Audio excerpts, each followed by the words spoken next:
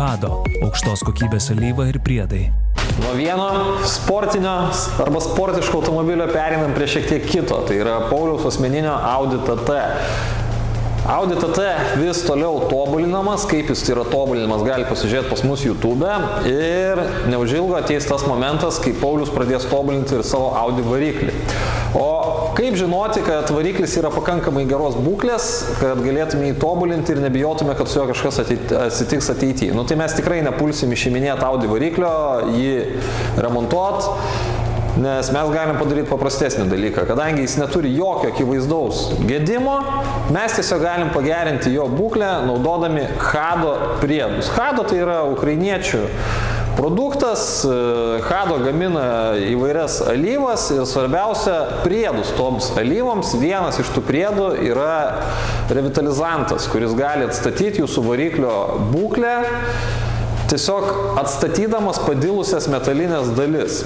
Ir šiandien turiu priemonę, kurią pilsime į Pauliaus variklį. Tai ši priemonė yra skirta atstatyti Pauliaus Audi TT variklio būklę iki maksimaliai geros būklės, tai yra atstatyti padilusius metalinius paviršius, padidinti kompresiją, tuo pačiu šiek tiek padidinti galingumą, atstatyti tepimo sistemą ir, kas svarbiausia, ir toliau eksploatuojant dar labiau apsaugoti variklį. Kaip ši priemonė naudojama? Tai reikia užšildyti automobilio variklį iki darbinės temperatūros. Dar labai svarbus dalykas, kad prieš pilant priemonė turi būti bent 25 laipsnių temperatūros, tai yra maždaug kambario temperatūros. Negali būti žemesnės temperatūros, nes esame jau gavę tokių pastabų, kad kodėl priemonė gerai neištirpo. Tai gali būti, kad jūs kažką blogo atlikote, arba supylėte šaltą tepalą, arba gerai neišplakėte priemonės, tai yra buteliuką. Tai šiandien mes atliksim viską taip, kaip reikia. Tai reiškia, kad reikia užšildyti variklį iki pilnai darbinės temperatūros, kad ir tepalas užšiltų. Priemonės buteliuką išplaksime, pilsime priemonę, kuri yra pasiekusi kambario temperatūrą. Aišku, reikia neužmiršti, kad nepilkite į dirbantį variklį, nes dar apsitaškysi tepalu.